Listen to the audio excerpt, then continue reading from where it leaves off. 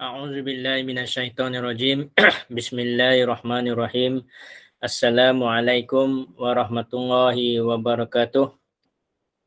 Tanpa kita membuang masa, kita buka dulu majlis dengan umur kitab Al-Fatihah.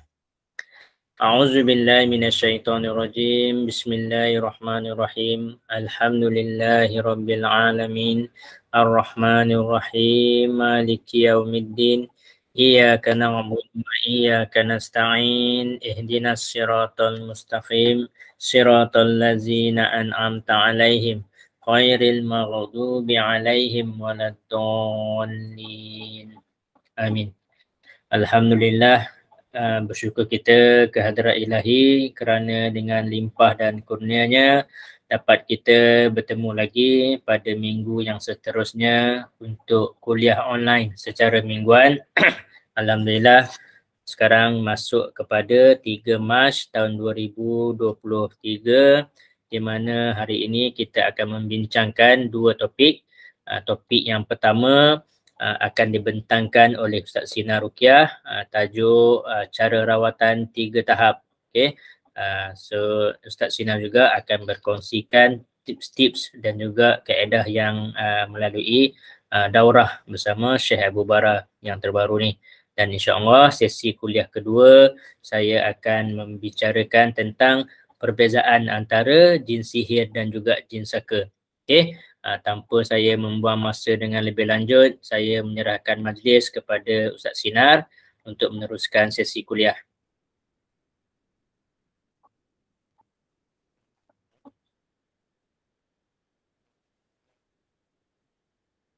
Suara Ustaz Sinar tak dengar, suara Ustaz Sinar tak ada.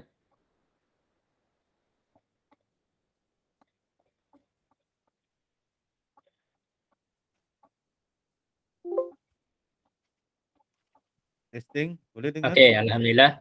Okey, sudah dengar suara Ustaz Sinar. Cuba lagi, boleh dengar? Okey, boleh dengar?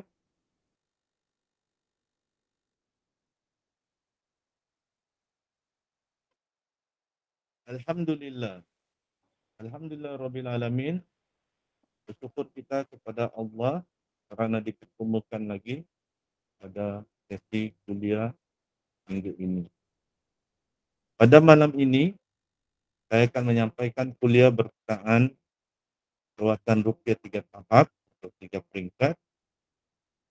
Walaupun ini tajuk yang pernah disampaikan pada kuliah-kuliah yang lalu, namun ia perlu disampaikan lagi, dibuat ulang kaji dan diterangkan lagi lebih mendalam agar orang-orang yang berminat meruqyah, yang berminat dalam ilmu ruqyah, yang ingin meruqyah, terutamanya orang lain, keluarga, anak istri, suami, kita perlu belajar ini. Kalau untuk meruqyah diri sendiri, kita ada kuliah ruqyah mandiri yang disampaikan. Ruqyah 3 tahap ini namanya 3 tahap. Inilah yang dinamakan oleh Syekh Wahid Abdul Salam Bali. Ada tersebut dalam kitabnya berkenaan ruqyah. Jadi ini yang saya sampaikan sebab ini yang saya lihat mudah. Kita boleh saja orang sakit kita ruqyah. Boleh saja itu. Sakit terus ruqyah. Tetapi kalau ingin melaksanakan ruqyah itu dalam keadaan berilmu, dalam keadaan tersusun, maka mula kita belajar ruqyah 3 tahap.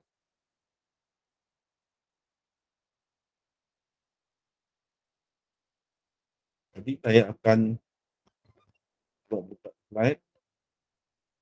Masa saya menyampaikan kuliah ini, berbagai muncul di skrin komputer saya. Minta upload lah lina komputer. Begitu sekarang saya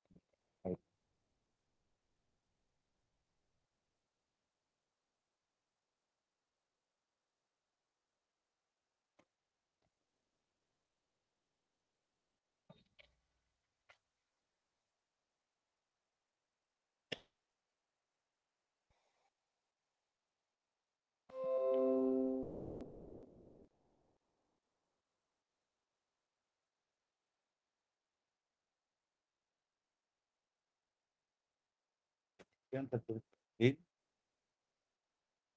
akan belajar kawasan rukyah.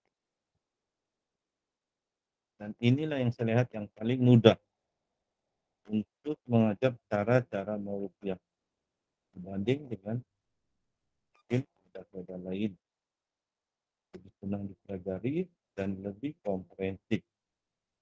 Jadi kita akan coba bandingkan dengan cara merukyah lain, namanya cara Syekh Abu Al-Bara sama Binyamin Amin.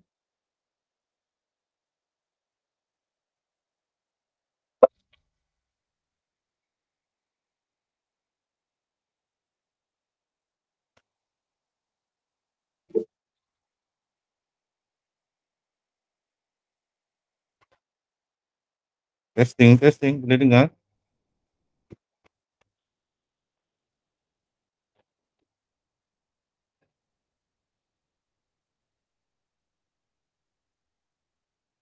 Sekejap. Okey, boleh Dengar dengar Ustaz, dah? boleh dengar. Okey.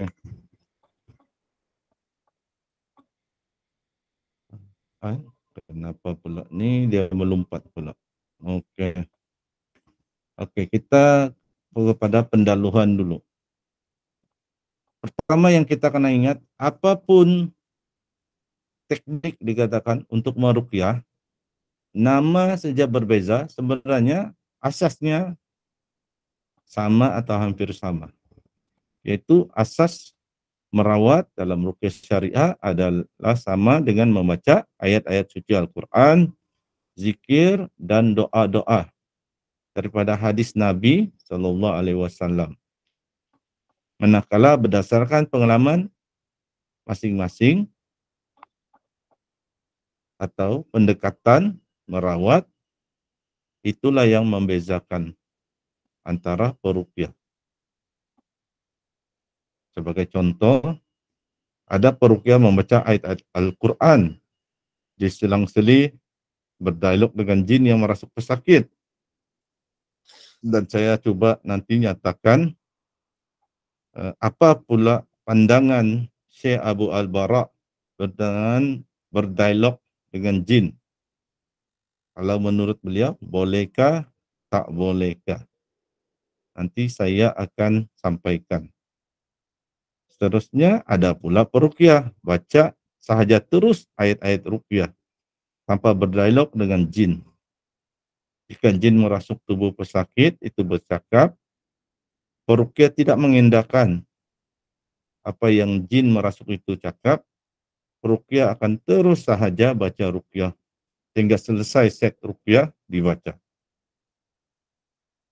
Jadi pada kuliah kali ini kita akan belajar cara meruqyah yang dikatakan dinamakan ruqyah 3 tahap atau ruqyah 3 peringkat.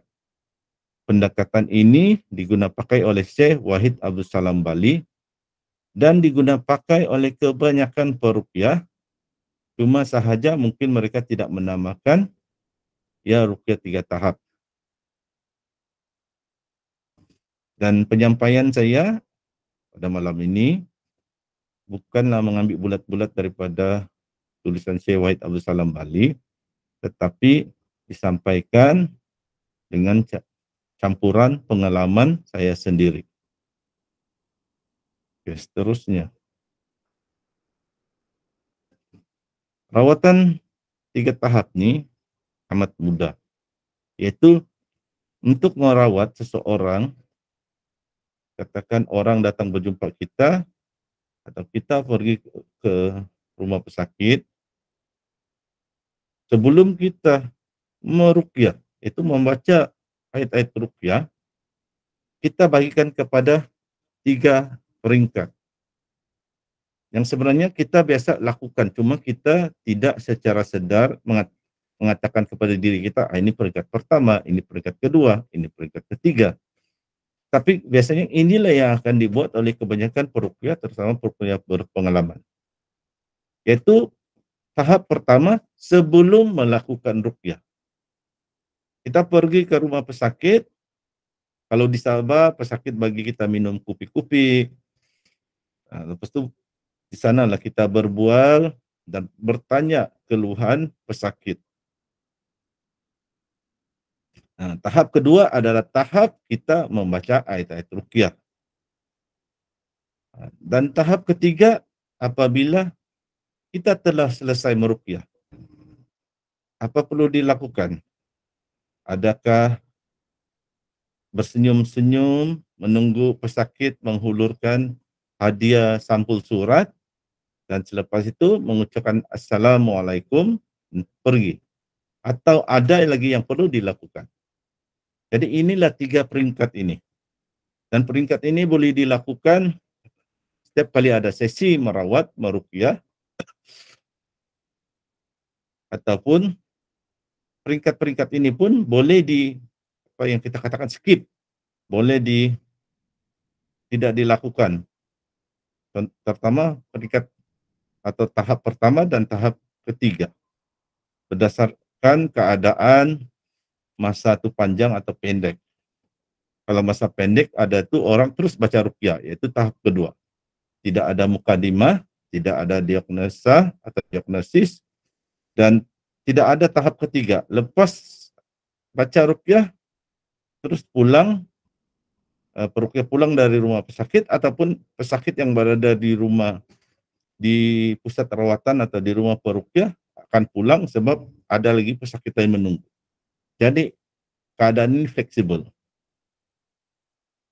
Secara yang penting, secara ringkas, kita kena ingat ada tahap pertama yaitu sebelum kita meruqyah, ada tahap kedua waktu kita meruqyah, ada tahap ketiga selepas selesai kita meruqyah. Apa yang kita perlu lakukan? Ini yang diajar. Peruqyah berpengalaman, dia tidak perlu lagi diajar sebab dia tahu apa yang perlu dilakukan. Dia gabungkan ilmu yang dia dapat daripada kursus, daripada membaca buku, dan daripada pengalamannya.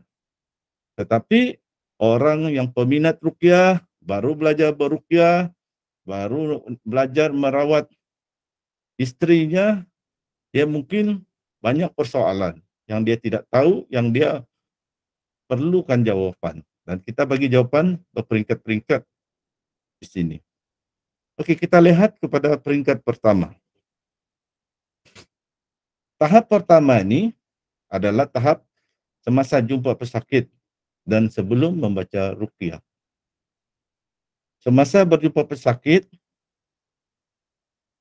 peruqyah akan berbual dengan pesakit. Dan tengok keadaan, ada peruqyah dia terus meruqyah kerana faktor-faktor tertentu seperti masa yang singkat atau kalau di pusat rawatan ada lagi pesakit yang menanti untuk dirawat seterusnya. Tapi secara umumnya, terutama yang kalau kita meruqyah, kita pergi ke rumah pesakit atau pesakit pergi ke rumah kita, bukan kita meruqyah di pusat rawatan, maka biasanya saya ambillah contoh, kita ke rumah pesakit. Kalau di Sabah, kita akan dihidangkan dulu minuman, mui-mui, dibagi makan dulu. Waktu itulah kita akan bercerita. Dan di sanalah peruqyah perlulah sambil bercerita tu cuba mengenali pesakit dan keluarga mereka. Ini perlukan pengalaman. Sebab di sana, di peringkat inilah sebenarnya berlaku diagnosis atau diagnosa pertama yang awal. Kita mungkin bertanya, dia sakit di mana? Di bahu kah? Di kaki kah? Di kepala kah? Dia sakit ketumbuhan kah? Dia sakit depression kah? Dia nampak-nampak terlibat kah? Dan bila sakit itu mula berlaku. Jadi kita akan bertanya, inilah diagnosis ataupun kita melihat simptom-simptom sakit itu. Dan waktu itu kita boleh bagi tazkirah, bagi nasihat kepada pesakit, keluarga pesakit. Contohnya kita jeling di dinding rumah pesakit. Ada banyak gambar-gambar yang tidak sepatutnya di dinding, gambar artis. Atau kita terlihat di satu sudut di dinding itu ada tulisan macam tulisan khat Al-Quran. Tapi direnungkan betul-betul adalah seperti azimat. Jadi kita berdakwah kepada pesakit secara bahasa yang lembut. Dan sekiranya perlu, kita boleh membawa pesakit dan keluarga membaca lafaz ikrar pemutus hubungan jin.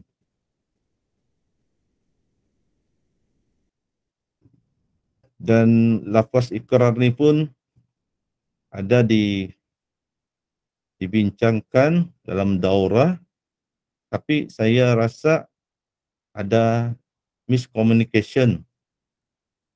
Pertanyaan yang ditanya kepada Syekh Abu Al-Bara dan jawapan yang diberikan sebenarnya tidak matching. Sebab soalan tu maksudnya lain, yang dijawab oleh Syekh Abu Al-Bara maksudnya lain. Itu kalau ada masa nanti kita kupas, sebab banyak perkara-perkara advance level dibincangkan waktu daurah yang tidak akan dapat diceritakan secara ringkas. Jadi ini tahap pertama. Kalau Syekh Abu Al-Bara pula, dia tidak sebut nama rawatannya, dia tidak akan sebut rawatan 3 tahap. Dia sebut tahap-tahap diagnosa. Tahap-tahap diagnosa. Diagnosa tahap pertama, diagnosa tahap kedua, diagnosa tahap ketiga, dan diagnosa tahap keempat. Dia ada 4 tahap diagnosa yang terus sekaligus adalah juga meruqyah. Tapi sebenarnya saya lihat walaupun dia namakan 4 tahap diagnosa, dia boleh dimasukkan juga dalam kategori rawatan 3 tahap ini. Sebab dalam Syekh Abu Al-Bara mengatakan tahap pertama diagnosa adalah melihat case history pesakit. Di mana kita case history ini sejarah pesakit, dari mana kita tahu dengan berbual-bual pesakitlah pada peringkat tahap pertama. Berbual, tanya dia bila dia mula sakit, apa sakit dia, apa yang dia rasakan. Jadi itu kalau kalau menurut Syekh Abu Al-Bara, ia menamakan diagnosa tahap pertama. Dia boleh masuk dalam kategori ini, rawatan 3 tahap, tahap pertama. Dan disinilah kita perlu mendiagnosa melihat kepada simptom-simptom. Dan tidak perlu kita simpulkan kepada pesakit. Kita boleh simpulkan kepada diri kita sendiri, tetapi tidak perlu kita simpulkan kepada pesakit pada peringkat awal, memberitahu dia apa sakit dia. Sebab kita masih dalam proses menganalisis daripada simptom-simptom itu. Setelah kita melihat simptom-simptom yang diberitahu oleh pesakit, maka masuklah kita kepada tahap kedua, yaitu tahap peringkat membaca ruqyah. Kalau menurut pengajaran Syekh Wahid Abdul Salam Bali, dalam tahap kedua ini ada beberapa lagi tahap. Dalam peringkat membaca ruqyah ini ada beberapa tahap, yaitu pertama kita membaca ayat-ayat ruqyah. Kedua, kita memerhatikan reaksi pesakit. Adakah jin telah hadir dalam merasuk pesakit? Langkah ketiga, jika jin itu hadir atau ia telah merasuk pesakit, sekiranya ini kes gangguan jin, Syekh Wahid mengesyorkan kita bertanya beberapa soalan kepada jin yang merasuk. Di sinilah yang dikatakan dialog dengan jin. Dan di sinilah ada perbezaan pendapat yang nanti saya kupas lebih lanjut. Peringkat atau langkah keempat pula,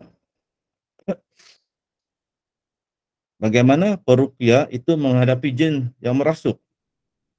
dia perlu menghadapi jin tersebut sesuai dengan keadaan situasi yang berlaku.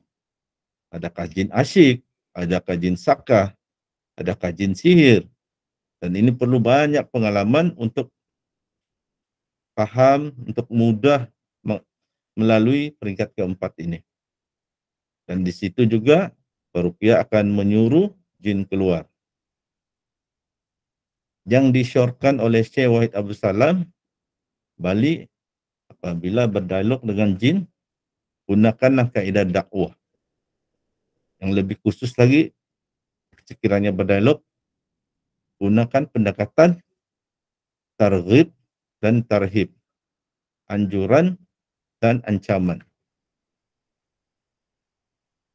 Dan yang kelima, setelah kita habis baca ruqyah, setelah berdialog, setelah selesaikan bacaan ruqyah sehingga tamat, sehingga qul a'udzu birabbin nas, sehingga baca doa-doa maksur, doa-doa daripada hadis Nabi, maka peringkat kelima, waktu itu mungkin pesakit telah sedar.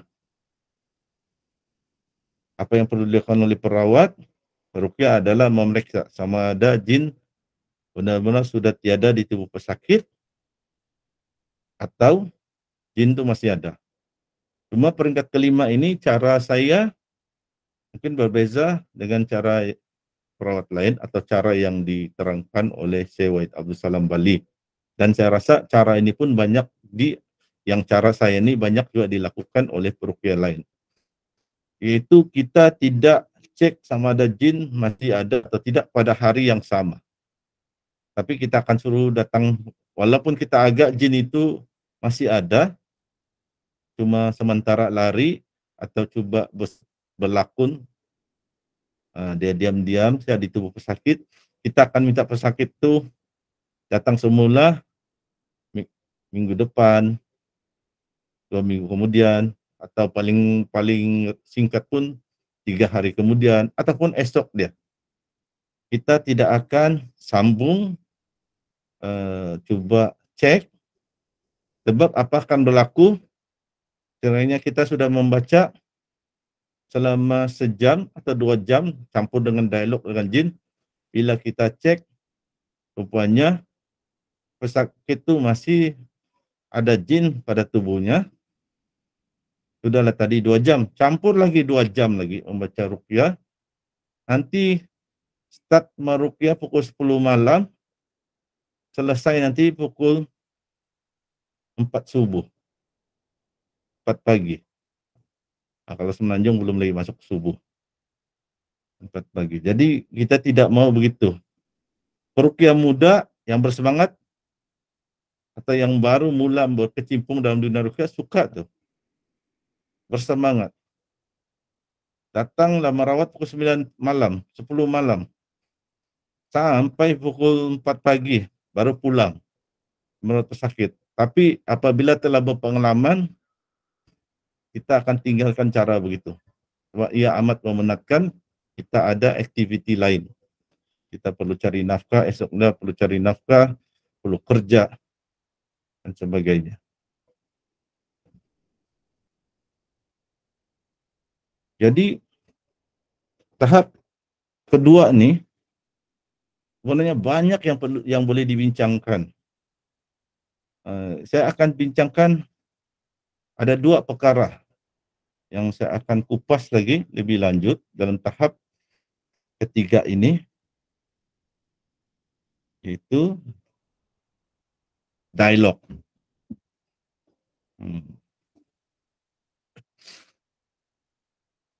Dan kedua nanti, pada tahap yang kedua ini juga saya akan bincangkan bagaimana Syekh Abu Al-Bara meruqyah.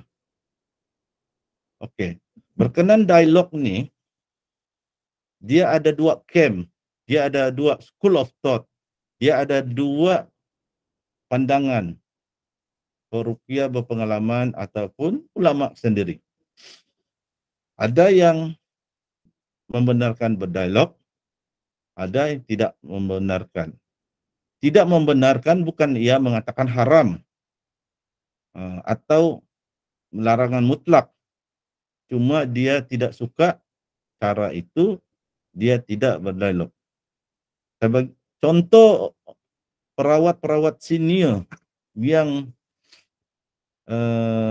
tidak suka berdialog dengan jin, antaranya Syekh Abdullah As-Saudan, Syekh Abu Al-Bara Usama bin Yasin Al-Mani. Antara yang berdialog dengan jin apabila meruqyah dan orang kerasukan adalah Syekh Wahid Abdul Salam Bali. Itu antara contohnya. Kalau di Indonesia yang berdialog antaranya Ustadz Muhammad Faizal, lulusan Universitas Al-Azhar, dan Ustadz Nuruddin Al-Indonesia. Tapi Ustadz Nuruddin Al-Indonesia ini dia ada sebahagian kaedah-kaedah yang dia lakukan pada awalnya dia terjun ke dunia ruqyah, ada yang dia telah tinggalkan. Jam berdialog dengan jin pun, dulu dia selalu berdialog dengan jin, sekarang dia tidak lagi berdialog dengan jin. Saya antara orang yang meruqyah dan apabila pesakit kerasukan, saya akan berdialog dengan jin dengan niat dakwah. Bukan bertanya suka-suka kalau jin itu merasuk, jin bergaya Pontianak, lelaki maco, tapi tiba-tiba kerasukan terus gaya perempuan, seolah-olah gaya Pontianak, keluar suara mengilai-ngilai. Saya tidak akan tanya, Kak Pon dari mana?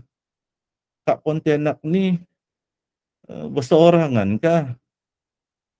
Karena tinggal hidup berkeluarga kah? Boleh saya antar pergi Mekah kah? Tidak akan ada soalan-soalan begitu. Sebab tujuan utama kita ingin ia keluar dari tubuh pesakit. Sama ada keluar secara sukarela atau secara terpaksa. Atau kalau dia degil juga, kemungkinan Allah akan azab dia dan Allah boleh tarik nyawanya dan dia mati. Dan waktu itu keluarga dia tidak boleh membalas dendam kepada kita sebab jin itu telah dibagi peluang untuk keluar.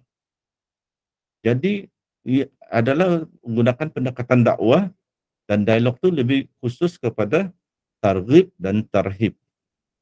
Kita cerita tentang kebaikan surga, kebaikan menjadi muslim, mengajak dia masuk Islam, kalau dia Islam mengajak dia bertobat. Sekiranya ada degil, kita memberi ancaman bahwa sekiranya dia tetap berada tubuh sakit, bermakna dia telah melakukan kezaliman. Dia melakukan satu dosa yang dia akan dihisap di padang mahsyar. Dia mungkin masuk neraka. Kalaupun dia jin Islam, tapi dia mungkin masuk neraka dahulu. Apatah lagi kalau dia jin kafir.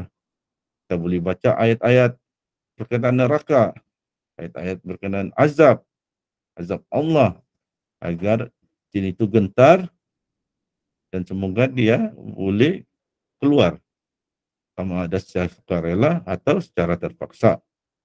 Dan kalau dia mati, terbakar dan sebagainya, itu bukan salah kita. Kalau kita sudah berdakwah kepada jin tersebut. Tapi ada setengah peruqyah tidak setuju untuk berdialog. Sebab banyak juga kesan sampingan berdialog.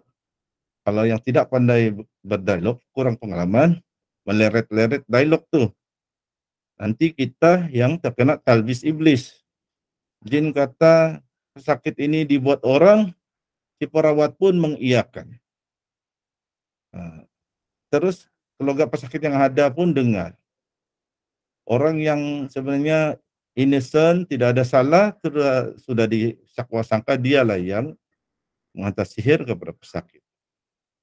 Syekh Abu Al-Bara, dia menerangkan perkara ini dan dia katakan memang ada dua pendapat kumpulan ulama. Ada yang mengatakan boleh berdialog, ada mengatakan tidak boleh. Syekh Abu Al-Bara ini dia lebih cenderung kepada tidak berdialog dengan jin.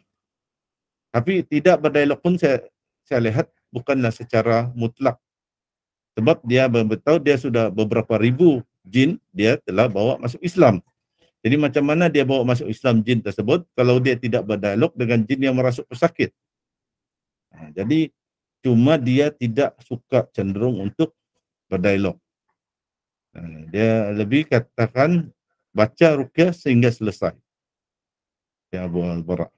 Ia lebih kepada simptom, melihat kepada simptom, dia panggil diagnosa. Diagnosa pesakit, lepas tu cuba merawat pesakit berdasarkan simptom-simptom tersebut. Okey, itu berdasarkan dialog. Cara merawat Syekh Abu Al-Bara ni, dia ada ganjil sikit daripada kebiasaan kita lihat.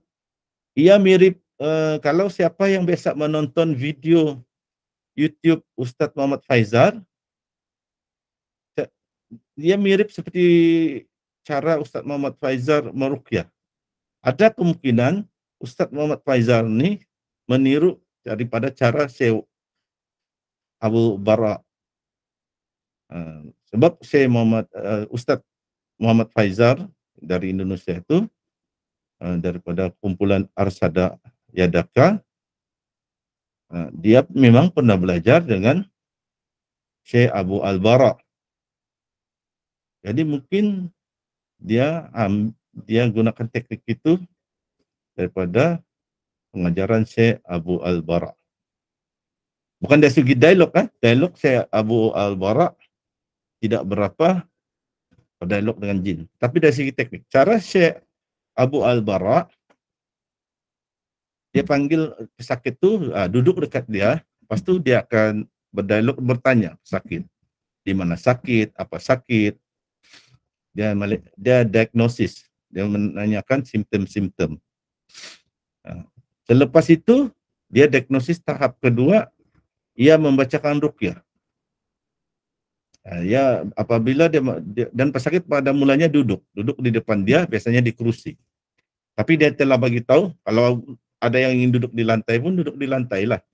Itu berdasarkan keselesaan sakit. Jadi duduk di kerusi dan biasanya dia akan sentuh sakit apabila dia membaca ruqyah, sama ada dia sentuh di kepala atau di belakang, sama belakang di atas dekat bahu, ataupun belakang di bawah dekat pinggang, atau dia sentuh di mana pesakit merasa sakit. Lepas tu dia akan baca mukadimah ruqyah. Mukadimah ruqyah dia berbeza mungkin dengan yang lain. Sebenarnya asalnya sama, yaitu ia akan baca zikir-zikir dan doa dahulu. Yang zikir-zikir dan doa yang dia baca ini ada dalam hadis Nabi. Cuma mungkin setiap ruqyah berbeza. Contohnya saya, mukadimah ruqyah saya adalah saya akan baca asyhadu an la ilaha illallah wa asyhadu anna Muhammadar Rasulullah. Lepas tu saya akan baca la haula wala quwata illa billahil aliyil azim. Saya mungkin tambah baca, kalau yang ingin cepat dua tadi itulah. Kalau masa tu panjang mungkin saya akan tambah lagi baca hasbunallah wa ni'mal wakil. Saya akan baca juga istighfar, astagfirullahalazim, dan juga selawat Nabi. Yang paling ringkas, Allahumma salli ala Sayyidina Muhammad wa ala ali Sayyidina Muhammad. Ya Abu Bara pula ada dia punya bacaan. Contohnya as'alullahal-azim rabbal arsyil azim ayyas. Siap. Itu bacaan yang antara mukadimah ruqyah dia, yang itu pun ada dalam hadis. Jadi setelah itu dia mukadimah ruqyah, baru dia baca ayat-ayat ruqyah. Dan apabila dia baca ayat-ayat ruqyah, ada pada satu peringkat ia akan suruh pesakit berdiri. Ini mirip seperti Ustaz Muhammad Faizal buat. Cuma Ustaz Muhammad Faizal kebanyakan dia terus, bila dia ruqyah dia terus meruqyah, pemulaan meruqyah itu dengan pesakit berdiri. Syekh Abu Al-Bara ni dia mula dengan pesakit duduk di atas kursi, lepas tu baru dia akan suruh berdiri. Dan cara saya pula, saya melihat keselesaan pesakit. Kalau pesakit sakit lutut tidak boleh duduk bersila, saya suruh duduk di atas kursi. Jika pesakit itu ada kemungkinan jenis pengsan, jenis terbaring, saya suruhlah duduk di atas lantai dan kalau boleh teruslah letak tilam dan bantal dia. Sebab jangan dia tiba-tiba merebah ke lantai simen nanti dia sakit kepala, terantuk. Jadi kita tengok keadaan, suasana dan keselamatan pesakit. Saya jarang suruh pesakit berdiri. Jadi saya Abu Al-Bara, saya suruh pesakit berdiri. Lepas tu dia akan tekan, dia ada beberapa tempat dia tekan, tapi yang utama yang dia biasa dia akan tekan di dua kening nih, antara dua mata, antara dua kening. Kalau dalam ilmu yoga nih dipanggil the third eye. Kalau yang orang belajar ilmu cakra, ini adalah cakra yang paling tinggi yang kalau dibuka konon boleh terbuka hijab. Tapi kita tidak akan membincangkan ilmu cakra, ilmu yoga. Kita membincangkan teknik ruqyah yang dilakukan oleh Syekh Abu Al-Bara. Dia akan tekan sini. Dengan ringan saja. Sahaja ringan, tidak perlu tekan kuat. Kalau pesakit itu kerasukan, ada gangguan jin, memang pesakit itu boleh berteriak-teriak kesakitannya, amat sangat. Itu jin itulah kesakitan. Dan saya pernah melakukan ini. Walaupun saya belum belajar daripada Syekh Abu Bara tentang ini, tapi saya pernah. Sebab kita ada belajarkan, boleh sentuh atau tekan pesakit secara umum di mana-mana, tempat yang sesuai.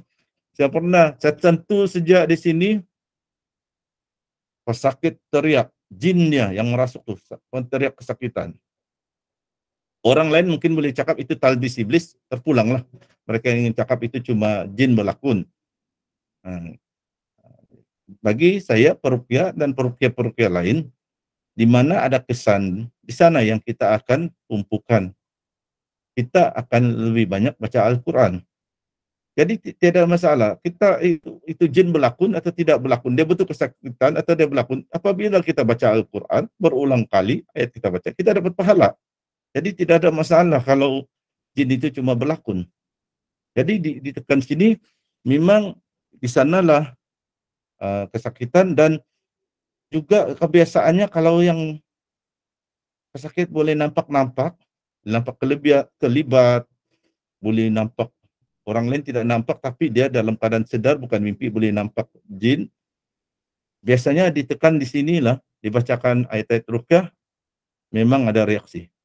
Sebab jin itu biasanya dia bersarang di otak, dekat mata nih. Itulah sebabnya pesakit boleh nampak-nampak.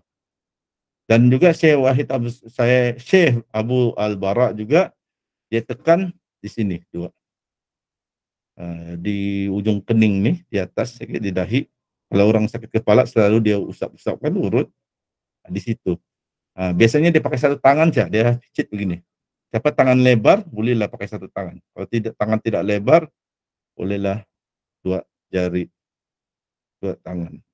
Kalau Syekh Abu Bara waktu sedang berdiri itu dia tekan sini sambil dia sambung baca ayat Quran. Setelah selesai baca ayat Quran, Syekh Abu Bara akan mengada tangannya begini, dia akan hembus nafasnya. Setelah dia hembus nafasnya, dia akan sapu ke tubuh pesakit daripada muka, kepala, ke tangan, ke samping, ke paha, ke kaki. Tapi kena ingat hanya pesakit lelaki. Kiranya kita perawat lelaki, kita boleh sapu itu hanya jika pesakit lelaki. Bagaimana pula sekiranya sakit perempuan? Sakit itu ada perempuan. Syekh Abu Al-Bara juga ada buat demonstrasi. Sekiranya pesakit itu perempuan. Sekiranya pesakit perempuan, pertama sentuh sini kita tidak boleh buat. Malah sentuh sini, sentuh belakang pun tidak boleh buat kecuali ada alat yang tebal. Kalau Syekh Abu Al-Bara punya cara. Perlu ada buku, letak, baru sentuh. Contohnya. Atau sejadah. Sekiranya pesakit perempuan. Dan apabila selesai baca an-ruqyah,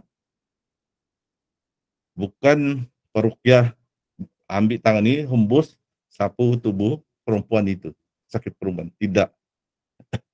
Apa yang dilakukan, si pesakit perempuan itu yang diminta hulurkan tangan, begini, hulurkan tangan di hadapan peruqyah. Peruqyah itu akan hembus nafasnya ke arah tapak tangan tuh. Tidak perlu terlalu dekat. Tangan pesakit itu dia hembus. Dia hembus, lepas itu dia suruhlah pesakit sendiri, sakit wanita itu sendiri menyapu tubuh badannya, ke muka, ke kepala, ke tangan, ke kaki. Pesakit wanita itu yang menyapukan telapak tangannya kepada tubuhnya sendiri. Peruqyah hanya hembus nafas ke arah tapak tangan pesakit. Begitu cara Syekh Abu Al-Bara. Lepas itu Syekh Abu Al-Bara juga ditanya pasal merotan, memukul. Jadi dia minta kayu siapa yang ada waktu itu di sekitar. Lepas itu dia tunjukkan di mana untuk memukul. Ini pukulan dikata boleh dengan terkawal lah. Boleh, terutama apabila jin degil. Apabila jin degil, kita dah suruh keluar, tidak keluar, mencabar lagi jin tersebut, biasanya kita akan baringkan pesakit. Kalau pesakit itu wanita, suruh dia baring sendiri, ataupun mahramnya lah bantu dia baring. Lepas itu yang akan dipukul di tapak kaki, atau di tepi kaki, ataupun dekat tepi punggung. Sukar untuk saya demonstrasi. Nantilah Coach Kamarul Azli akan pergi hadir, kemungkinan dia hadir ke daurah Syekh Abu Al-Bara di Kedah. Nanti datanglah berjumpa, siapa yang di Semenanjung, datanglah berjumpa dengan Coach Kamarul bila dia mengadakan kursus. Jadi minta dia buat demonstrasi, pukul di tapak kaki, pukul di tepi-tepi kaki. Jangan pukul di tempat lain, sebab dia berbahaya. Pukul pun itu pukul ala kadar, bukan pukul terlalu kuat. Dan kata Syekh Abu Al-Bara, biasanya kesannya jin itu akan kesakitan. Dan pukul sambil baca ayat Quran, bukan pukul sahaja begitu, tapi sambil membaca ayat Al-Quran. Jadi itulah perkongsian sedikit tentang apa yang diajar oleh Syekh Abu Al-Bara. Yang penting lagi satu yang perlu diingat, Syekh Abu Al-Bara awal-awal sebelum dia memulakan kuliah intipati, kuliah dalam daurahnya, dia ingatkan dalam ruqyah syariah, ini yang dikatakan, ini yang advanced level nih, bukan yang basic-basic sunnah nih. Dalam ruqyah syariah memang banyak perkara khilaf, perbezaan pendapat. Jadi dia bagi satu prinsip untuk kita pegang. Saya bacakan daripada bukunya ini. Ini yang dia selalu ingat. Pada permulaan ini yang dia sebut, pengakhirannya pun ini juga yang dia sebut. Yaitu prinsip amnya adalah apa yang kita sepakati, kita amalkan bersama-sama. Yang peruqyah sepakat, tidak ada perbedaan pendapat. Oke, saya baca terus sekali dulu kata-kata beliau, lepas itu nanti saya huraikan sedikit. Kata-katanya begini, apa yang kita sepakati, kita amalkan bersama-sama. Sedangkan sesuatu yang kita perselisihkan dalam perkara-perkara ijtihadiyah, maka hendaklah saling memaafkan satu dengan yang lain. Maksudnya, apa yang kita sepakati, macam dalam ruqyah syariah kan kita sepakat jangan melakukan syirik. Maka kita pegang dengan pandangan itu. Dalam ruqyah syariah sepakat azimat itu haram. Tidak ada perselisihan pendapat sebenarnya kalau dalam hal ini. Jadi kita amalkan bersama-sama, jangan kita berazimat. Kita hindarkan azimat. Dan kita sepakati ruqyah ini asasnya membaca ayat-ayat Quran. Maka kita amalkan baca ayat Quran. Nah, itu maksudnya yang awal.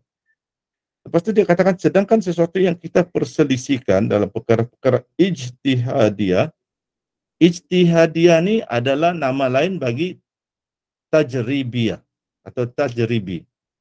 Selain tajribi, maknanya adalah namanya adalah ijtihadi. Sama ada sesuatu itu tauqifi atau tajribi, sama ada sesuatu itu tauqifiyah atau ijtihadiyah. Jadi saya mengatakan maka hendaklah saling memaafkan satu dengan yang lain. Maksud memaafkan satu dengan lain, maksudnya kita hormatlah si peruqyah dengan pandangannya kita hormat. Katakan peruqyah dia kata boleh guna garam. Kita tidak suka guna garam dalam rawatan, kita ingin orang hormat kita punya pandangan, jangan paksa kita guna garam sebab kita tidak setuju. Tapi dalam masa yang sama, peruqyah guna garam, kita jangan hina dia, jangan kita kritik dia, jangan kita kutuk dia macam dia buat dosa besar.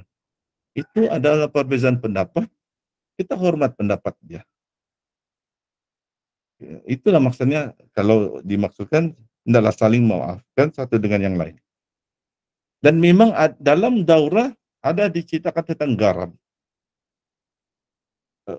Syekh Abu Al-Bara menerangkan memang ada beberapa pendapat. Ada pendapat mengatakan tidak boleh menggunakan garam, ada pendapat boleh menggunakan garam, dan Syekh punya pendapat dia mengatakan boleh menggunakan garam. Dicampur di air ruqyah boleh. Sedangkan penterjemah kepada daurah Syekh yaitu Ustaz Musdar Bustaman Tambusai, beliau sebenarnya tidak berapa suka menggunakan garam. Tapi lihat, mereka boleh bersama. Saya bagi penerangan dalam bahasa Arab, Ustaz Musdar bagi penjelasan terjemahan dalam bahasa Melayu Indonesia. Mereka boleh bersama, tidak bergaduh. Sedangkan penggunaan garam, Syekh Abu Al-Bara mengatakan boleh, dia memang pendapat yang mengatakan boleh. Ustaz Musdar pula memang tidak berapa gemar menggunakan garam. Jadi kita ambil contoh daripada guru-guru kita, bagaimana mereka berakhlak. Saling hormat menghormati. Itu antara yang saya ingin kongsikan, yang pengajaran saya dapat daripada Syekh Abu Al-Bara, malah banyak lagi, dan saya syorkan siapa yang betul-betul berminat, ingin mengkaji advance level, belilah buku ini. Lagi bagus kalau hadir daurah, sebab ada benda yang perlu dihuraikan oleh Syekh sendiri. Sebab terjemahan ini ke dalam bahasa Melayu Indonesia. Kadang-kadang tukar difahami kalau kita orang Malaysia, terjemahan dalam bahasa Indonesia. Tapi kalau kita hadir daurah, kita boleh bertanya langsung kepada Syekh. Tetapi siapa yang tidak dapat hadir, bolehlah beli kitab ni. Kalau saya tidak silap, harga RM100. Kalau di Sabah, RM100 dijual. Ini sebab banyak perkara-perkara yang sering dipersoalkan, ada jawapannya di sini. Dan sebenarnya ini buku adalah ringkasan khusus untuk daurah. Syekh sedang menyiapkan buku ini, tapi sebenarnya bukunya yang kalau buku nanti diterbitkan, buku beliau adalah sangat tebal, yaitu 4 jilid. Walaupun ini nampak macam nipis, amat padat dengan berbagai ilmu di dalam ini. Jadi itu perkongsian saya sebahagian. Nanti akan datang mungkin kita boleh lagi kongsi ilmu-ilmu yang disampaikan oleh Syekh Abu Al-Bara sama bin Yasin Al-Ma'ani. Jadi kita pergi ke tahap ketiga secara ringkas sahaja. Di tahap ketiga ini, peringkat selepas membaca ruqyah, ringkasannya kita nasihatilah pesakit dan keluarga pesakit. Sekiranya mereka ada menyimpan azimat secara bahasa lembut, kita nasihatilah mereka untuk tinggalkanlah buanglah azimat tersebut, musnahkanlah dengan cara yang betul, dan kita ajarlah pesakit zikir-zikir, doa-doa yang ringkas saja. Kalau kita ajar mereka yang doa panjang-panjang, mereka tidak dapat amalkan juga tuh. Jadi kita ajar Bismillahirrahmanirrahim, kita ajar tasbih Nabi Yunus, la ilaha illa anta subhanaka inni kuntu minaz zalimin. Kita ajar baca hasbunallahu wa ni'mal wakil. Kita ajar beristighfar, yang mudah-mudah untuk diamalkan oleh pesakit. Dan peringkat ketiga ini kita boleh cek, kalau pesakit tersedar dari kerasukan kita boleh cek. Biasanya kita sentuh di kepalanya, kalau kepalanya masih berdenyut, mungkin masih ada lagi jin tuh bersembunyi. Atau kalau peruqyah dah penat, bolehlah suruh datang minggu depan baru cek, baca lagi ayat ruqyah. Kalau pesakit kerasukan, dakwa lagi lah jin yang merasuk. Dan kadang-kala bukan jin yang sama, dia diganggu oleh berpuluh jin, macam-macam jenis jin yang mengganggu dia. Jin yang kita ruqyah hari ini telah keluar, minggu depan jin lain lagi pula muncul. Berbagai teori lah. Ada orang kata berbagai jin itu, 10 jin ini sebenarnya semua itu satu jin saja, dia bertukar-tukar watak. Ada yang mengatakan jin-jin yang berbeza. Saya tidak akan menguraikan lebih lanjut ini, sebab ini bagian advance level yang mana ada khilaf, ada perbezaan-perbezaan pendapat, tidak akan selesai kita bincang berapa panjang pun. Yang penting masing-masing ada guru, ikutlah ajaran guru. Siapa belajar dengan Quranic Healing Sabah, ikutlah apa yang diajar oleh Quranic Healing Sabah. Siapa yang belajar dengan Nur Furqan Syifa, ikutlah apa yang diajar oleh guru di Nur Furqan Syifa. Siapa belajar di Darussalam, ikutlah pengajaran Darussalam. Siapa belajar di Darus Syifa, ikutlah silibus Darus Syifa. Kalau minat apa yang kami ajar, macam saya dari Quranic Healing Sabah, pergilah belajar Quranic Healing Sabah ataupun rehab hati. Sebab silibus mereka hampir sama saja, rehab hati atau Quranic Healing. Masing-masing peganglah dengan pendapat guru masing-masing. Contohnya dalam buku ni, ada dalam buku ni yang memang tidak selaras dengan pendapat beberapa persatuan ruqyah di Malaysia. Jadi berlapang dada lah. Sebab saya pun dah kata, kita amalkan mana yang kita sepakat, yang kita tidak sepakat, masing-masing memaafkan, masing-masing hormat menghormati. Jadi itu dari saya.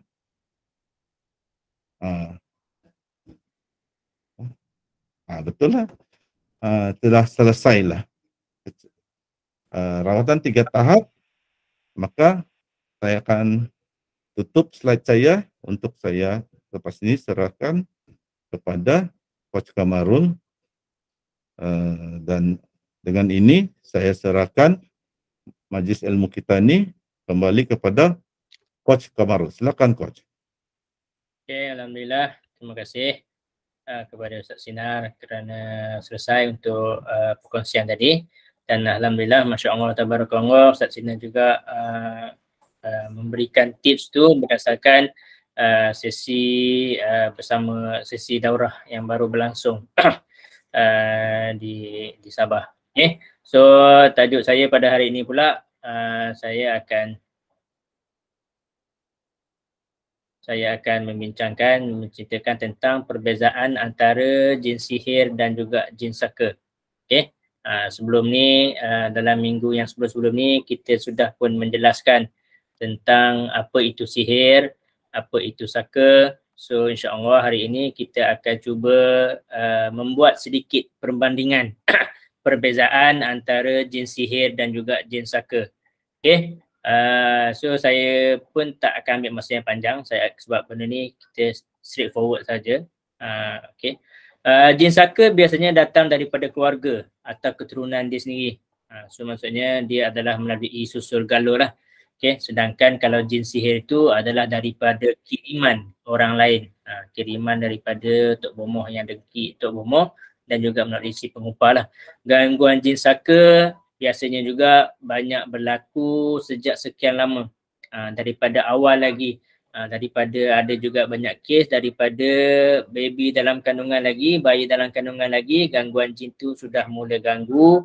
Di saat baby dilahirkan dah jadi anak-anak, dah jadi remaja, dewasa, dia ganggu sehingga dewasa.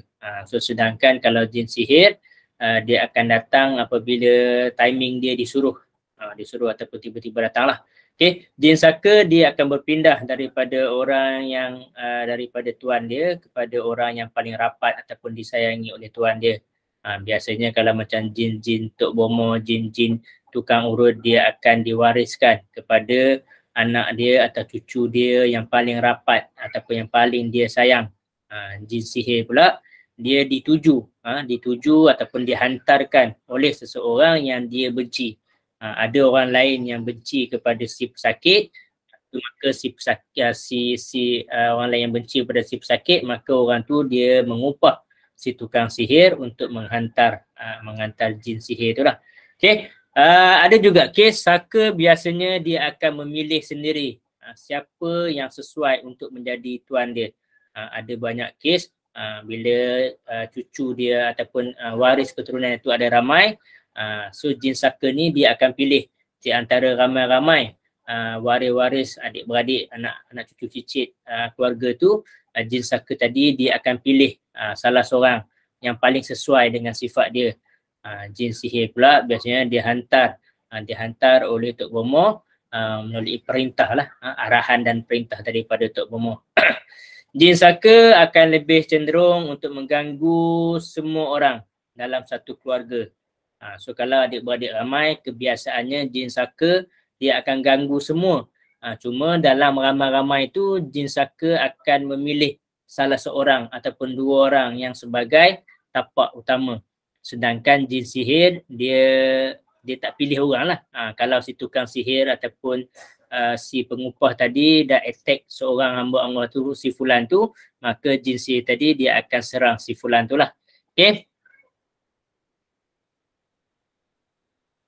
Jin saka pula dia akan masuk ke dalam tubuh siapa sahaja yang dapat dia tembusi dia. So maksudnya misalnya tadi saya katakan tadi jin saka dia akan ganggu, katakan ada 8 adik-beradik, dia akan ganggu semua ke 8 orang adik-beradik. Tapi dalam ramai-ramai 8 orang adik-beradik tadi, pasti ada salah seorang yang menjadi tapak favourite dia. Itu yang boleh dia kawal, boleh dia tembus, boleh dia kuasai pemikiran dan sebagainya. So jin sihir dia cenderung kepada seseorang mengikut arahan dia. Okay, jin saka akan berpindah pada seseorang mungkin atas dasar kasih sayang yang mendalam ataupun perjanjian. So ada banyak kes juga bila kita merawat kes jin saka ni berdialog bagi tahu aku sayang dia, aku sayang dia, dia baik sangat, aku nak jaga dia, aku tengok dia ada ramai orang dengki kat dia, maka aku nak jaga dia. Biasanya jin saka ni dia akan berpindah atas dasar kasih sayang yang mendalam lah. Dia sayang sebab tu dia nak jaga anak cucu dia tu. Sedangkan jin sihir ni memang dengan tujuan untuk menyeksa. Ada yang mahu menyeksa, ada yang nak buat bagi jadi sakit, ada yang sampai tahap jin sihir sampai tahap untuk membunuh si pesakit, sampai tahap si pesakit tu mati. Okey, pada peringkat awal jin saka akan lebih cenderung kepada gangguan pemikiran dan perasaan. Biasanya jin saka ni dia akan buat jadi rasa emosi, kadang-kadang mental, kadang-kadang jadi macam kemurungan. Sedangkan jin sihir ni dia gangguan dia tu lebih agresif. Dia akan buat jadi sakit. Kadang-kadang dia terus akan ganggu sehingga kerasukan, histeria. Itu antara simptom dia lah. Okay, gangguan jin saka kadang-kadang menjadikan seseorang itu mempunyai kelebihan-kelebihan yang luar biasa. Nampak jin, menilik, bersilat sendiri, tiba-tiba pandai mengurut, tiba-tiba pandai mengubat. So macam saya cakap tadi sebelum ni, jin saka kebanyakannya datang daripada jin-jin yang ada kelebihan-kelebihan. Mungkin jin daripada Bomo, tukang urut. So maka orang yang akan turun jin saka tadi akan ada kelebihan-kelebihan yang tertentu secara tiba-tiba. Tiba-tiba boleh nampak jin, tiba-tiba boleh menilik, tiba-tiba boleh mengurut, tak pernah belajar, tiba-tiba pandai mengubah orang. Itu antara ciri-ciri jin saka. Manakala gangguan jin sihir pula menjadikan seseorang itu biasanya akan menanggung penyakit yang luar biasa. So biasanya jin sihir ni akan buat kaki seseorang jadi bengkak, bernanah, ada yang buat jadi busung, ada yang buat jadi batuk berdarah dan sebagainya. So jin sihir ni biasanya lebih ke arah kepada penyakit, menderitakan si pesakit itulah. Okey. Gangguan jin saka kadang-kadang tidak menimbulkan sebarang gejala penyakit tetapi menimbulkan pelbagai bentuk tekanan pada fikiran dan perasaan seperti mudah buntu dan putus asa, selalu bingung, anxiety, rungsing sangat, ketakutan yang melampau, marah yang melampau, malu yang teramat sangat tanpa sebarang sebab-sebab yang munasabah. Manakala gangguan jin sihir biasanya menimbulkan macam tadilah penyakit-penyakit fizikal. Okay, gangguan jin saka juga biasanya akan mencengkam seseorang yang keadaan orang lain tidak menyedari dia. Kadang-kadang dia boleh serang seseorang pesakit tu yang kita rasa dia relax, tenang saja, tak ada masalah pun. Tiba-tiba jin saka mengganggu dia. Jin sihir dia akan datang dalam satu keadaan di mana seseorang itu rasa diserang. Namun jin saka ni dia lebih menyerang lah. Kadang-kadang jin saka tidak tahu yang tindakannya itu menyusahkan atau mengenai tuan dia. Sebab banyak kes sifat jin saka ni konon-konon dia nak protect, dia nak jaga, dia nak melindungi. Tapi pada masa yang sama bila dia masuk ke dalam tubuh badan pesakit, tubuh badan si mangsa tadi untuk dia jaga tadi, menyebabkan si pesakit tadi menjadi sakit. Memang kalau jin sihir pula memang tujuan untuk membinasakan lah, untuk menyakitkan lah. Okay. Jin saka biasanya tetap pada tuan dan keluarga dengan maksud nak menjaga. Biasanya tujuan jin saka ni untuk kelebihan tu untuk menjagalah. Kebanyakannya banyak kes yang saya jumpa dia turun sebagai Tok Bomoh ni untuk jaga seluruh keturunan dia. Jin sihir pula dengan maksud menganiaya keluarga pada orang yang dikirim tu lah. Okay, nak balas dendam dan sebagainya. Okay, kerap kali gangguan jin saka bentuknya sangat halus sehinggakan seseorang itu tidak percaya adanya gangguan jin saka.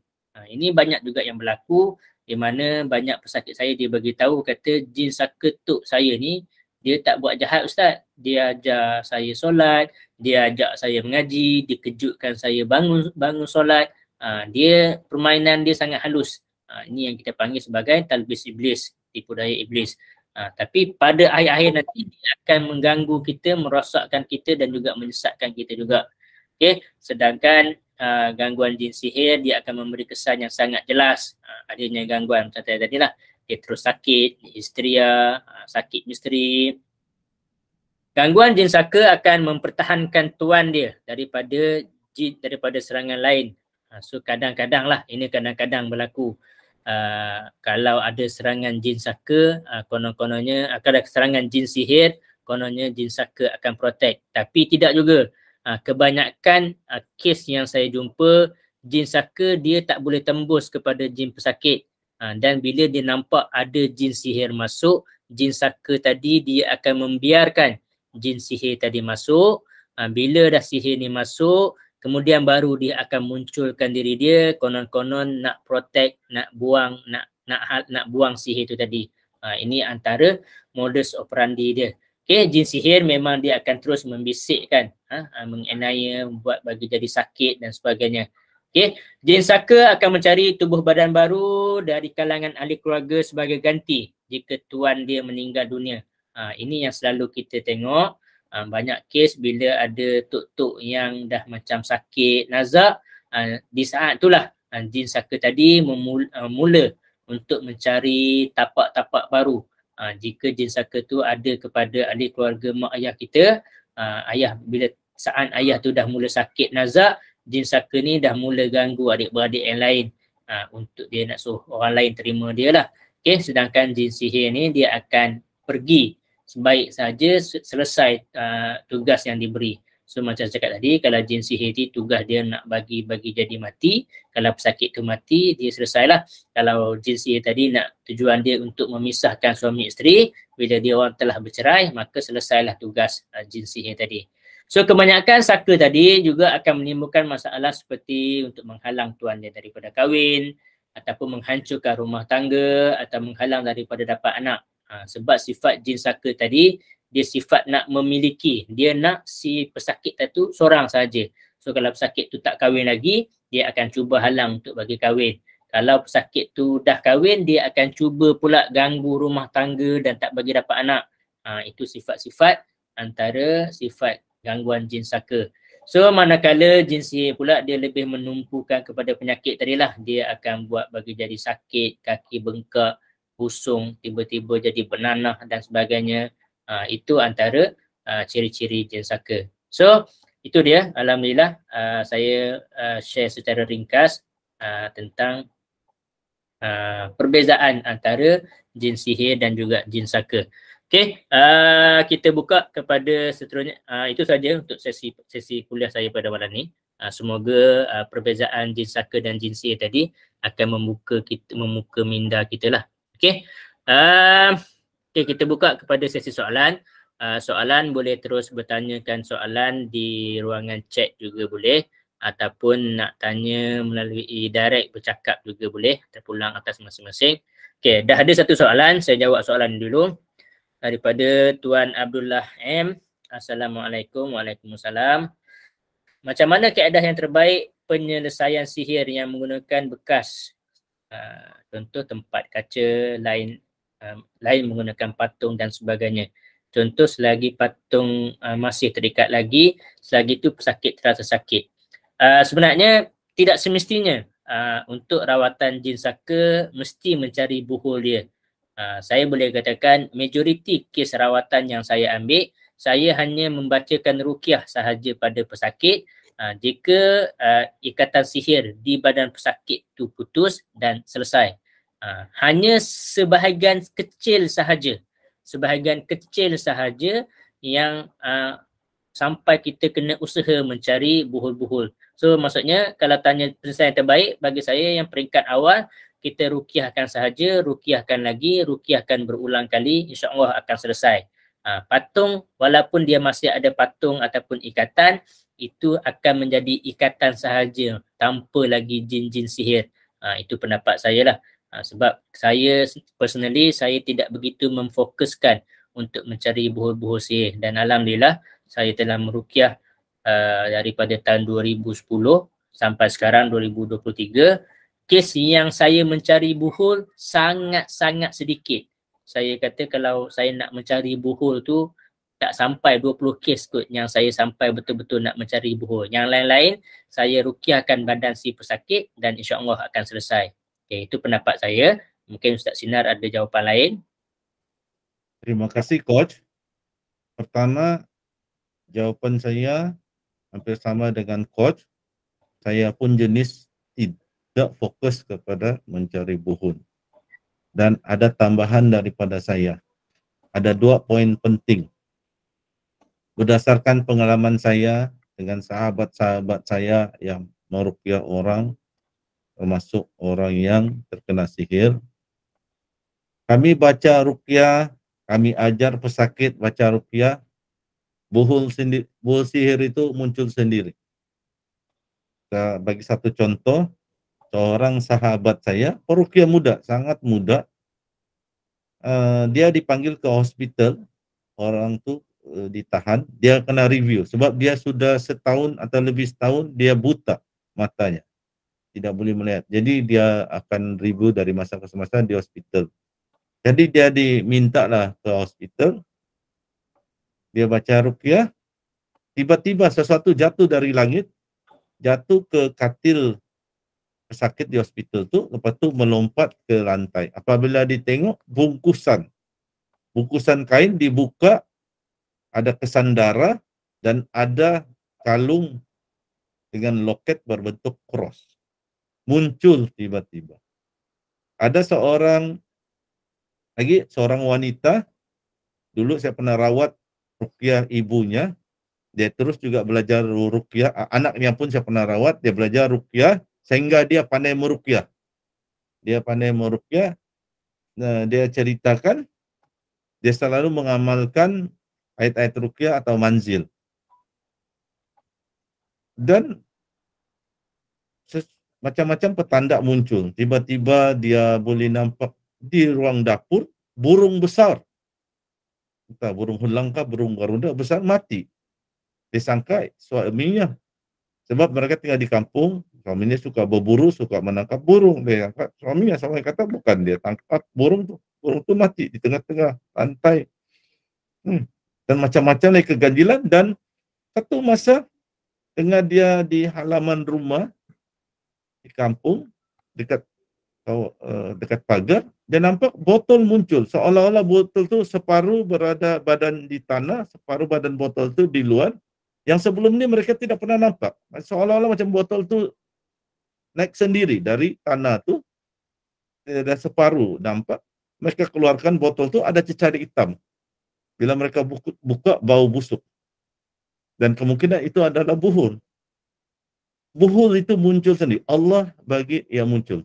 Dan ada pula satu kisah pengalaman Syekh Khalid Al-Absi, kawan sahabat peruqyah senior dari Arab Saudi, sahabat Syekh Abu Al-Bara. Dan Syekh Abu Al-Bara ada merancang membawa Syekh Khalid Al-Absi ke Malaysia. Dengan sejak ada orang yang ada duit lah, sponsor. Sebab kita faham penyertaan tidak ramai orang ingin membayar RM300 untuk menyertai daurah. Jadi kalau berapa orang siap bayar, mungkin tidak sukar untuk bawa. Kalau sudah Syekh Abu Bara, tiket kapal terbang dia dengan seorang lagi Syekh Khalid Al-Absi, tapi siapa yang sanggup keluarkan belanja, Syekh Abu Al-Bara akan bawa Syekh Khalid Al-Absi. Dan Syekh Khalid Al-Absi ini ada video dia di YouTube, dia banyak anak murid di Eropah. Anak-anak muridnya banyak yang dari England, dari Prancis, dari Jerman belajar dengan dia. Syekh Khalid Al-Absi ini ada menceritakan satu pengalaman beliau, seorang toke restoran yang restorannya sangat besar. Dia ada sakit gangguan jin. Jadi Syekh Khalid Al-Absi ini mengajar orang ni beberapa bacaan, doa-doa, dan dia suruh cari. Dia kata carilah buhul. Yang toke ni yang sakit, dia kata, ya Syekh, macam mana dia nak cari buhul begitu luasnya restoran? Saya kata ikut saya cakap dia, bacalah ayat-ayat ruqyah yang dia ajar, baca saja. Jadi ceritanya keesokan hari ini sedang dia membaca ayat-ayat ruqyah, dia duduk di restoran dia. Tiba-tiba dia terasa insting dia ingin lihat di kaki kerusinya itu. Dia angkat, dia terjumpa buhul sihir di situ. Kepingan kertas berbungkus-bungkus dengan tulisan-tulisan tertentu. Allah bagi dia jumpa. Itu yang selalu berlaku dengan peruqyah berpengalaman. Itu kita tidak cari buhul sihir itu, buhul sihir itu yang kita jumpa tanpa kita cari. Jadi itu poin yang pertama. Tidak kita perlu cari, kalau memang ada buhul, kita amalkan baca manzil, baca ayat-ayat ruqyah, insya-Allah Allah akan tunjukkan. Poin kedua pula, kita selalu kena ingat Allah Maha Kuasa. Kalaulah buhul sihir itu dibungkus-bungkus, dimasukkan dalam ikan hidup dan dilepaskan ke laut dalam, boleh kita cari punya luas laut dalam mana satu ikan yang ada buhul di dalam perut dia. Atau buhul tu adalah tulisan-tulisan diikat di kepak atau di kaki burung merpati dan dilepaskan. Bagaimana kita nak cari? Tak perlu kita cari. Kita minta zat yang menciptakan burung tersebut, menciptakan ikan tersebut. Siapa?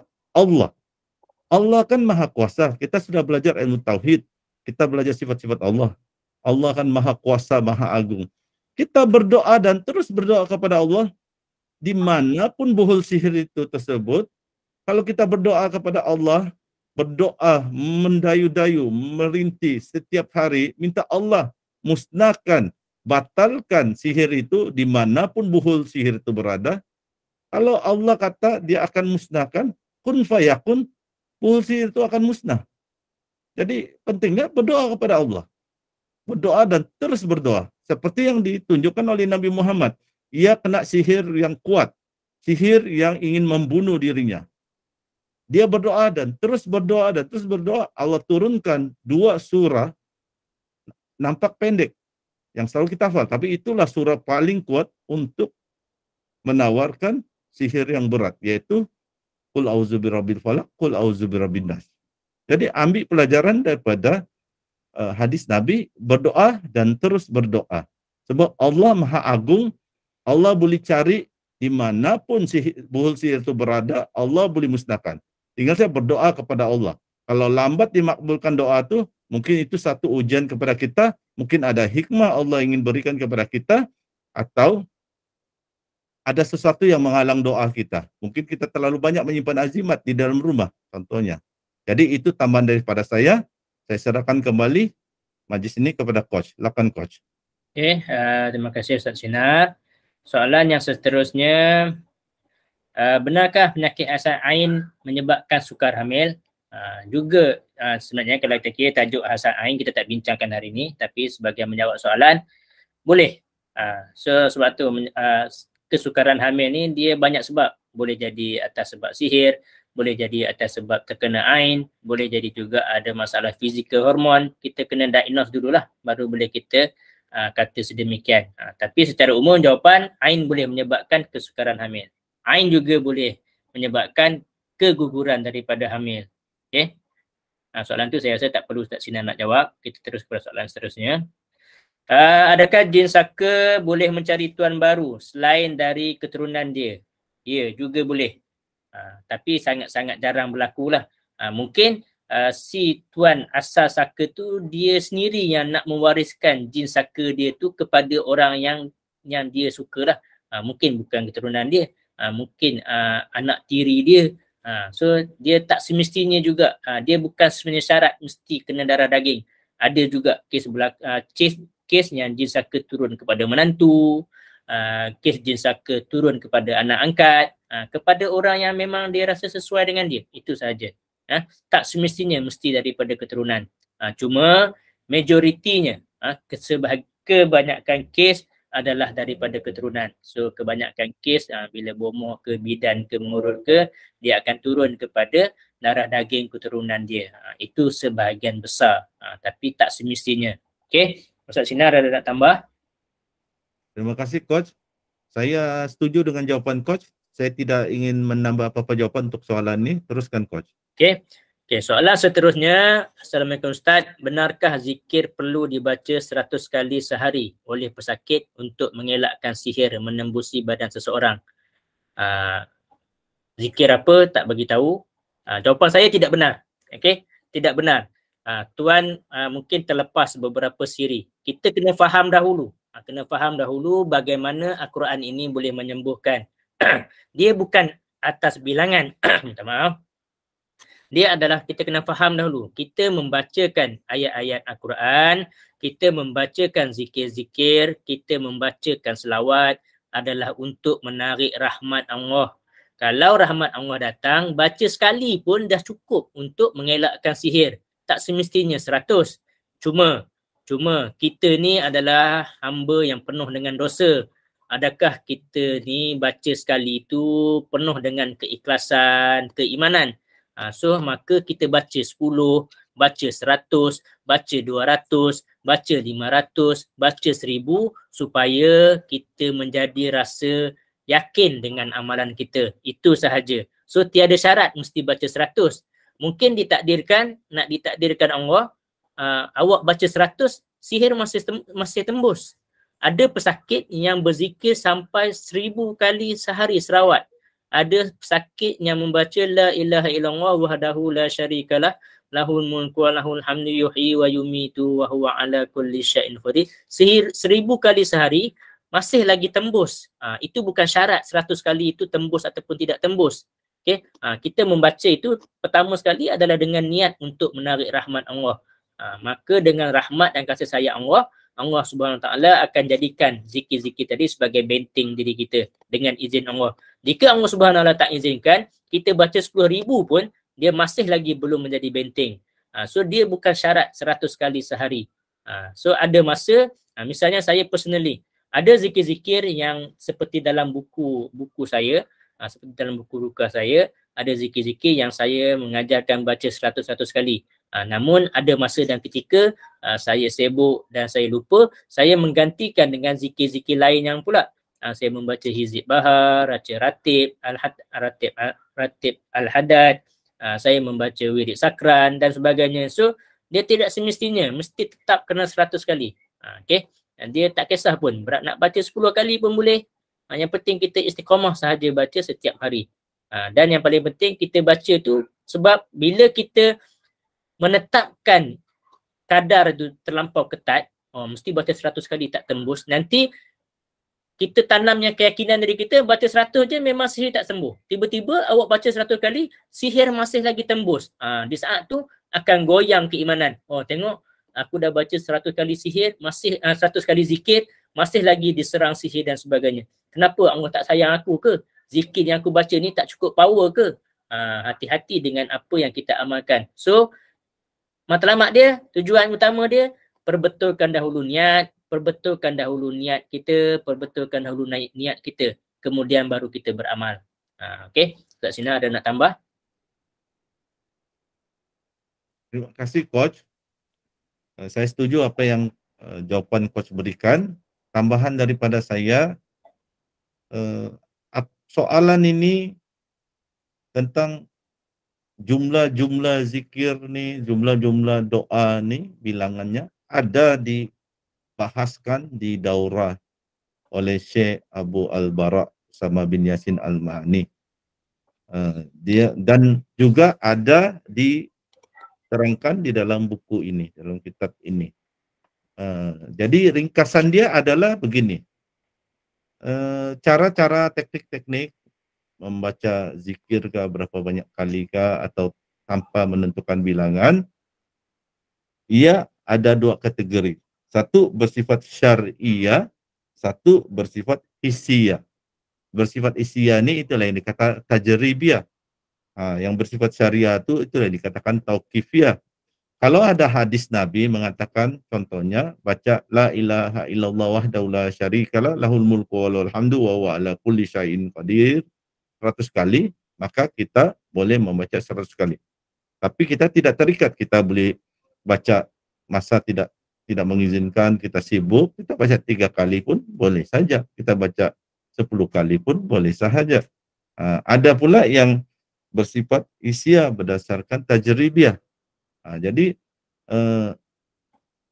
seperti yang Coach katakan, kita jangan fokus kepada menentukan bilangan. Sebab bilangan itu bukan itu penentu untuk kita sembuh daripada sihir atau tidak.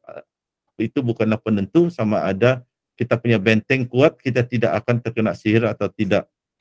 Bukan hanya kepada bilangan. Jadi itulah ringkasan tambahan daripada saya. Saya serahkan semula kepada Coach. Teruskan Coach. Okey, soalan seterusnya, adakah pesakit gangguan jin saka mempunyai sarang jin di dalam tubuh badan yang memudahkan jin lain keluar masuk? Ini dia bukan soal jin saka saja. Bila seorang pesakit yang ada gangguan jin, tak kira lah jin sihir ke, jin saka ke, jin asyik ke, jin hutan ke, jin laut ke, jin tanah ke, bila dia dah duduk dalam badan kita tu, itulah lubang dia keluar masuk tu. Sarang-sarang dia tu ada poin-poin di dalam badan kita. Ini kena belajar berdepan lah. Kena belajar berdepan sebab tu kalau biasa tengok sesi ruqyah saya ataupun perawat-perawat lain, dia akan tepuk-tepuk, dipicit-picit pada bahagian-bahagian poin-poin yang tertentu. Tadi Ustaz Sinar beritahu Syekh Bara memicit di bahagian sini. Ini juga salah satu daripada sarang-sarang ataupun tapak-tapak jin yang suka duduk. Salah satu, dia ada banyak lagi. Sebab tu kalau saya buat rawatan ruqyah, saya akan tepuk, saya akan picit, saya akan ketuk merata-rata tempat. Kita tengok kat mana reaksi dia tu. Okey, itu jawapan daripada saya. Kak Sinar nak tambah? Terima kasih Coach. Sama juga saya setuju dengan jawapan Coach. Tambahan sedikit daripada saya. Persoalan begini, mirip-mirip begini pun ada dibincangkan di daurah, dan Syekh Abu Al-Bara pun menasihati jangan terlalu fokus sebab tidak kepada ni ada laluan jin, fokus kepada ruqyah. Sebab fokus kepada ruqyah ada hadisnya, ada dalilnya. Yang cerita teori-teori apabila sudah terkena gangguan jin maka ada laluan yang lebih mudah kita untuk diserang lagi jin-jin lain, tidak ada dibincangkan dalam agama, dalam dalil daripada hadis, Al-Quran ataupun daripada ulama. Jadi kita fokus kepada ruqyah, bukan kita fokus kepada saluran-saluran yang teori-teori mengatakan ada saluran. Jadi itu saja tambahan daripada saya. Teruskan Coach dengan soalan-soalan lain. Okey, soalan seterusnya. Salam, benarkah orang yang mempunyai jin saka sukar untuk meninggal? Juga jawapan saya tidak benar. Okey. Itu macam mana? Dia orang yang ada gangguan jin ni sama je. Okey. Jin sihir pun boleh menyebabkan sukar meninggal, kena gangguan jin asyik pun boleh jadi sukar meninggal, dan ada juga kes-kes yang gangguan jin saka memang lagi cepat untuk dia meninggal pun ada. So dia tak, itu bukan satu-satunya faktor. Kita kena melihat secara keseluruhan. So saya tak boleh nak kata terus okey, gangguan jin saka mesti susah nak mati. Susah nak mati itu untuk kes yang jin tu masih tak nak meninggalkan tuan asal. Okay. Kalau jin saka tu sudah pindah ke tuan yang baru, dia tak akan buat si tuan asal tadi sukar untuk mati, dia akan bagi lagi cepat dia mati sebab dia nak pindah dah ke tempat yang lain. So kita tak boleh nak mengatakan itu sebagai salah satu simptom semestinya itu saka. Ada banyak lagi kita kena perhalusi.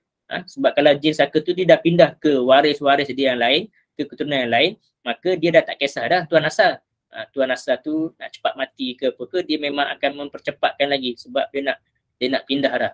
So tak boleh nak kata jawapan ada jin saka sukar untuk meninggal. Cuma dah jadi sinonim dengan orang Melayu kita, bila susah nak mati, rasa nazak dan tenat, orang mula berkata-kata ni takut-takut ada saka dan sebagainya. Malah kalau tuan-tuan dan perempuan semua tahu, ibu saya juga sekarang ni tengah sakit stroke.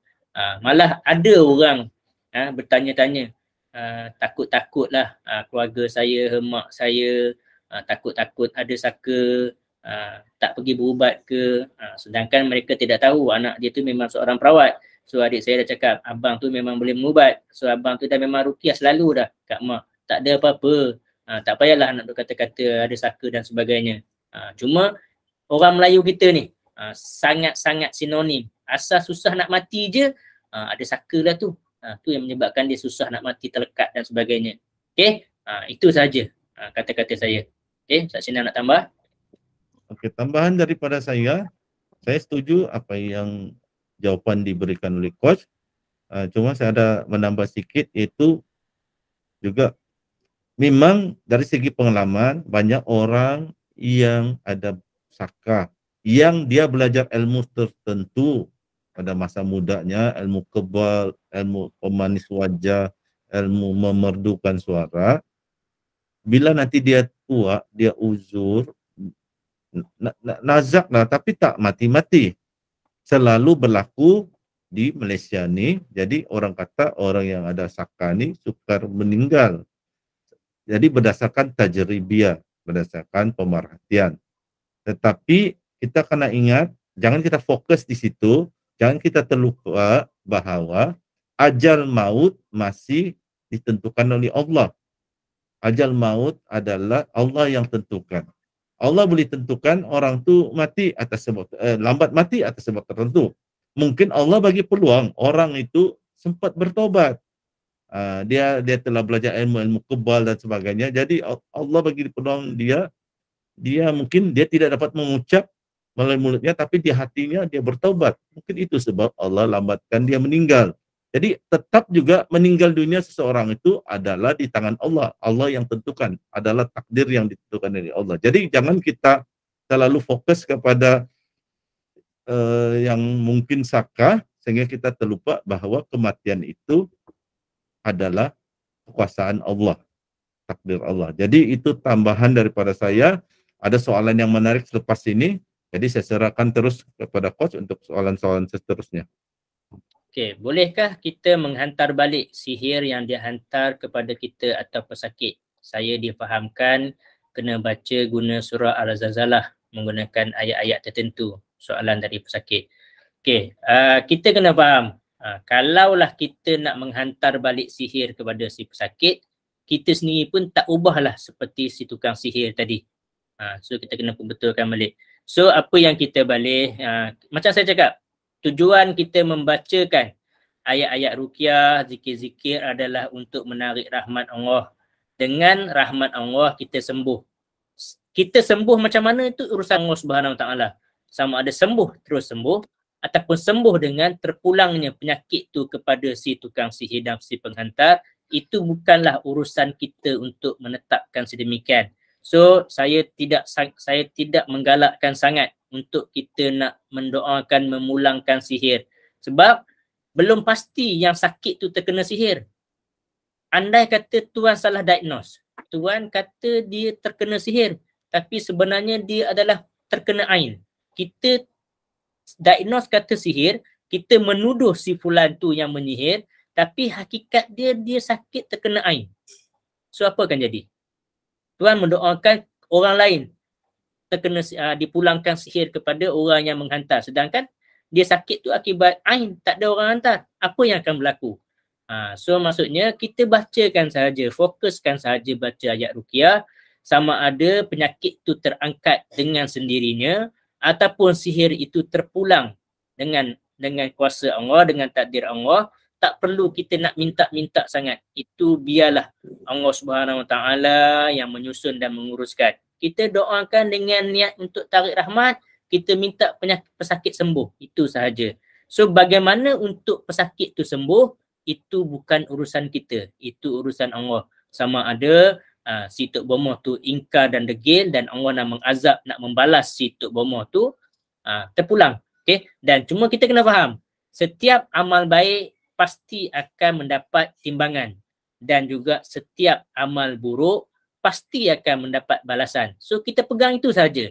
So bagaimana nak terbalas, nak dibalas sekarang ke ataupun di akhirat nanti kelak, pasti akan dapat pembalasan yang seadanya daripada Allah Subhanahu Wa Taala. So saya tak begitu sangat nak memfokuskan nak baca surah Al-Zazalah pun boleh, nak baca surah Alam, nak baca ayat pembatal sihir pun boleh, Afasibtum juga boleh. Dan macam saya cakap, perbetulkan kembali niat kita membaca ayat-ayat Al-Quran, ayat-ayat ruqyah untuk menarik rahmat Allah. Bagaimana untuk sembuh, bagaimana untuk terjadi, untuk berlaku dan sebagainya tu, kita serahkan bulat-bulat kepada Allah Subhanahu Wa Taala. Mungkin Ustaz Sinan boleh tambah lagi. Terima kasih Coach. Soalan ini menarik sebab banyak perbahasannya. Dengan panjang sangat Ustaz Sinan, ada lagi soalan dan kita kena habis kelas. Itu saya akan ringkaskan. Ini memang tidak boleh dihuraikan perkara ini sebab ini ada banyak perbezaan pendapat. Jadi tapi poin yang penting yang perlu diingat ada beberapa yang jelas. Apabila orang menghantar sihir, kita yang ini memang tidak ada perbezaan pendapat, tidak boleh kita pergi jumpa orang untuk menghantar sihir pula kepada orang tersebut yang menghantar sihir, yang kita syak menghantar sihir. Tidak boleh sihir dibalas dengan sihir. Itu poin yang tidak ada perbezaan pendapat. Poin kedua, itu apa ini? Kita boleh berdoa kepada Allah. Kita boleh berdoa kepada Allah untuk mengazab orang yang mengantar sihir sekiranya ada. Apa kita mengetahui siapa orang itu, betul ada di atas sihir atau tidak? Sebab Allah Maha bijaksana. Kalau memang tidak ada orang mengantar sihir, Allah tidak akan pergi antar sihir mengazab orang yang tidak ada mengantar sihir. Jadi Allah Maha bijaksana. Jadi kita boleh berdoa. Memang ada hadis-hadis, memang ada ulama mengajar doa-doa tertentu yang mengazab orang-orang tertentu, musuh-musuh Islam dan tukang sihir. Jadi dan yang mengatakan boleh kita berdoa agar sihir dipulangkan. Bukan sihir tu yang kita pulangkan, tapi kesan. Macam tukang sihir mengantar kita untuk kita jadi lumpuh, tukang sihir tu yang lumpuh. Tukang sihir tu hantar kita untuk muntah darah, tukang sihir tu yang muntah darah. Tukang sihir itu ingin kita jadi gila, yang jadi gila tukang sihir itu. Apabila tukang sihir jadi gila, tamatlah sudah. Penyihir, sebab tukang sihir sendiri jadi gila, dia tidak lagi dapat hantar sihir. Ada yang orang maksudkan begitu. Bukan kita menghantar sihir, tetapi kita berdoa kepada Allah, Allah membalas orang tersebut. Jadi seperti mana dia hantar kita itu, dia yang hantar kita ingin jadi gila, dia yang jadi gila. Jadi ada perbedaan pendapat, ada mengatakan boleh, ada yang masih tidak bersetuju. Jadi yang lagi satu poin lagi, jadi kita kena paham lah. Artinya ada ya satu poin lagi, kita tidak niat untuk mengantar sihir atau minta Allah pulangkan sihir. Ada kita baca ruqyah saja, Allah balas tanpa kita ada berniat. Ada pernah berlaku orang baca surah Al-Baqarah, dia sakit, dia tidak pun pasti dia sakit kena sihir kah tidak kah, dia baca surah Al-Baqarah, lepas tu di kampung atau daerah, berlaku ni di Indonesia juga, di kampung atau daerah ada orang yang terkenal dengan sebagai tukang sihir yang banyak orang upah untuk menyihir orang lain, menyantau orang lain, mati. Tukang sihir itu mati.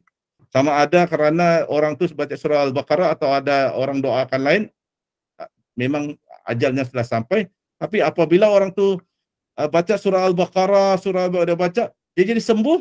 Ada yang terkenal sebagai tukang sihir hebat di daerah tuh meninggal dunia, tanpa ada dia niat pun untuk pulangkan sihir dan sebagainya. Jadi itu yang kita kena fahami, ini poin-poin penting. Jadi itu dari saya serahkan kepada coach seterusnya. Okey, kita kena faham, buat baik pasti dibalas baik, buat jahat pasti dibalas jahat. Okey, so kalau dia buat jahat, pasti akan dapat balasan yang setimpal, cepat atau lambat sahaja. Okey, soalan yang seterusnya, kalau ada belajar silat yang ada unsur kebatinan, kalau dia dapat gangguan selepas belajar silat ini, boleh dikategorikan jin yang macam mana?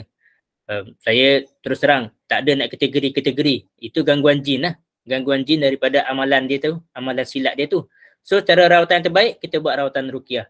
So, kita kena faham, kalau jin daripada amalan silat tu juga adalah jin, sihir juga adalah jin, saka juga adalah jin, santau juga adalah jin. Jin asyik dah memang jin. Mambang tanah juga jin. Mambang laut juga jin. So tak ada kategori-kategori pun. Kita sendiri je yang menetapkan. Orang Melayu kita ni je yang menetapkan kategori-kategori. Toyo lah, pocong lah, hantu galah lah. Sedangkan hakikatnya semuanya adalah jin. So bila kita faham dia adalah jin, kita bacakan sahaja ayat-ayat ruqyah. InsyaAllah selesai. Rawatan yang terbaik, rawatan ruqyah, insyaAllah. Rawatan air ruqyah, terapi bacaan ruqyah, minum air ruqyah, mandi air ruqyah, insyaAllah akan selesai. Okey, Ustaz Sinan nak ulas? Saya setuju dengan coach. Saya tambah saja, pocong pun jin, pontianak pun jin, naga pun jin, harimau putih pun jin. Itu tambahan saya. Jadi seperti coach katakan, apapun jenis jin, dia punya penyelesaian adalah ruqyah, tapi ruqyah yang tepat, yaitu ruqyah syariah. Itu tambahan daripada saya. Teruskan coach. Satu lagi, pesakit selalu mimpi bersetubuh. Asal tidur sekejap je, mesti bersetubuh. Sampai takut untuk tidur. Bila di ruqyah tak ada reaksi gangguan. Macam mana tu? Sampai tahap waktu tengah solat, sakit mengadu air keluar di kemaluan. Okey, nasihat saya tetap kena teruskan ruqyah juga. Okay, cuma mungkin kita boleh ruqyah dengan perawat yang berbeza.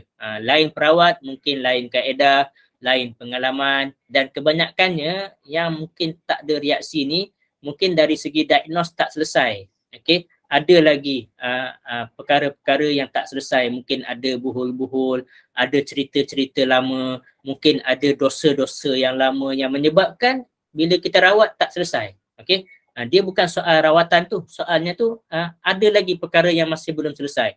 Ini kita lebih kepada kena perhalusi melalui tazkiyatun nas, penyucian jiwa. Sembang-sembang dia balik, kena tengok latar belakang dia. Mungkin dulu dia pernah berhutang dengan orang, mungkin dulu dia pernah menganiaya orang. Disebabkan dosa-dosa dia yang lama tu menyebabkan bila kita sekarang tengah sakit, dia ruqyah tak selesai. So dia tak semestinya, bukan salah ruqyah tu. Salah si pesakit tu, masih ada lagi kesilapan-kesilapan dan dosa-dosa dia yang lama tu yang menyebabkan kesembuhan dia terhalang. Rasanya saya juga dah pernah buat tajuk seminar ni, kesembuhan terhalang. Apa yang menyebabkan kesembuhan itu terhalang? So kena tengok balik kuliah online yang lepas-lepas. Tajuk kesembuhan terhalang. Kalau tak salah saya. Okey. Ustaz Sina ada nak tambah? Tambah sedikit saya coach. Apa yang coach katakan tu saya setuju, dan ada satu istilah untuk begini, yaitu dikatakan akar masalah. Mencari akal masalah. Sebab ada kita sangka masalah dia jin asik sekadar itu, lapisan kulit saja. Tapi kita tidak lihat lagi akar masalah. Akar masalah dia mungkin kita ada berbuat dosa yang belum kita memohon maaf kepada orang yang kita berbuat dosa. Jadi Allah menguji kita dengan ujian sakit. Jadi carilah akal masalah, dan bukan semua pandai mencari akal masalah ni. Bergaulah dengan peruqyah berpengalaman. Mungkin daripada pergaulan dengan peruqyah berpengalaman kita dapat idea untuk mencari apakah asal akar masalah kepada penyakit kita. Itu saya tambahan dari saya. Saya serahkan semula kepada coach. Boleh ke perawat mengetahui berapa jumlah jin dalam tubuh badan pesakit? Kita tak boleh tahu secara tepat. Apa yang perawat bagi tahu hanyalah gambaran-gambaran. Kalau pesakit mimpi 2 ekor ular, mungkin 2 ekor jin. Kalau mimpi 2 ekor harimau, 3 ekor harimau, mungkin 3 ekor jin. Itu sahaja. Kalau perawat tu boleh tahu secara tepat, maka perawat tu lah pula perlu kita ragu. Kenapa dia, macam mana dia boleh tahu secara tepat. So kalau macam saya tak pernah ambil kisah pun. Okay? Pesakit tu ada seekor jin ke, ada banyak jin ke. Cuma biasanya bila kita ruqyah, berdialog, keluar. Elok dah keluar, tiba-tiba timbul pula suara yang lain. Ada pula jin yang lain. So kita ruqyah lagi, keluar. Mungkin pernah satu kes sampai 4, 5, 6 jenis suara ataupun gaya-gaya bercakap yang berbeza-beza. Mungkin ada 4, 5, 6 jenis. Tapi lillahi ta'ala saya tidak pernah tahu dalam pesakit tu ada berapa. Saya ruqyah, dia ada, saya buang. Saya ada ruqyah, saya dakwah dia, saya buang. Itu sahaja. Kita tak dapat tahu secara tepat. Kalau ada perawat yang boleh tahu secara tepat, maka saya terus terang, saya meragu perawat tu. Macam mana dia boleh tahu. Okey? Kat sini nak tambah. Soalan kita tutup dah lah. Sebab dah ada 2 soalan lagi. Masa dah pukul 11. Kita tak boleh nak lebih lewat sangat. Okey? Kat sini nak tambah. Yang jumlah jin tu. Ya. Jumlah jin tidak ada tambahan jawapan. Coach perlukan jumlah jin. Ada setengah pesakit berpegang kalau cari buhul hingga jumpa dan batalkan barulah sembuh atas nasihat perawat tertentu. Tempat yang disyaki ada buhul setelah dibasuh dengan tertentu tapi tak juga sembuh. Ada pegangan seperti ini menyebabkan kesembuhan terhalang. Itu pesakit tu sendiri yang rosak. Dia punya mindset pesakit tu sendiri yang rosak. So kita sebagai perawat, kita kena memberi satu nasihat kepada dia. Tak semestinya mencari buhul. Macam saya cakap, saya dah buat rawatan daripada tahun 2010 sampai tahun 2023. Almost 13 tahun, 14 tahun saya meruqyah. Saya sangat-sangat jarang mencari buhul. Kalau pesakit tu taksub dengan nak mencari buhul, saya pun surrender lah. Ada pesakitnya tu. Ustaz boleh kalau datang rumah saya, Ustaz boleh scan tak? Ada orang tanam kat depan rumah saya.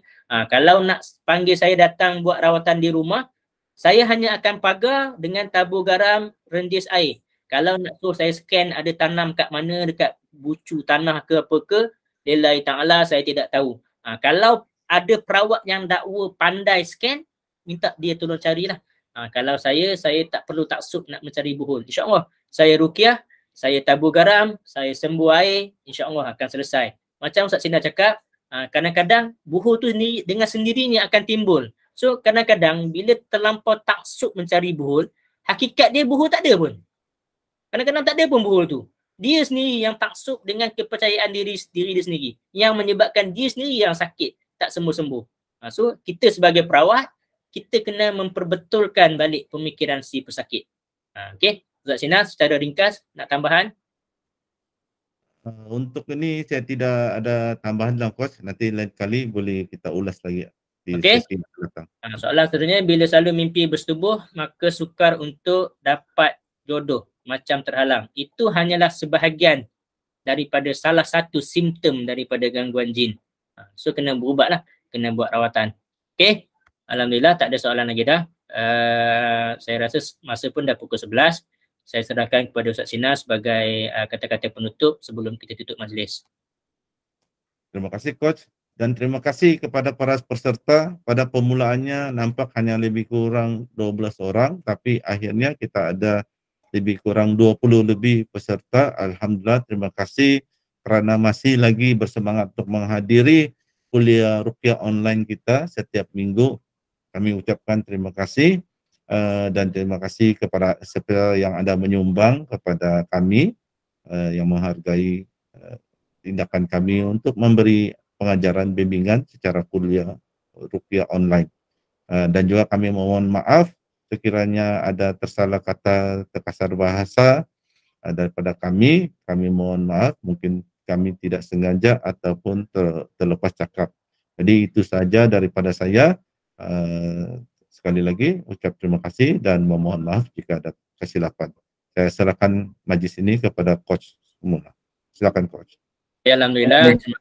Alhamdulillah, terima kasih kepada Ustaz Sinar. Terima kasih juga kepada semua peserta. Saya mewakili admin juga mengalu-alukan sebarang hadiah sumbangan atas perkongsian ilmu kami. Kami juga mengalu-alukanlah, sangat-sangat mengalukan sebarang hadiah, sebarang infak hadiah ataupun infak sumbangan atas sesi kuliah ni. So sebelum saya tak nak ambil masa lebih lanjut, saya tutup majlis dengan tasbih kifarah dan surah An-Nas.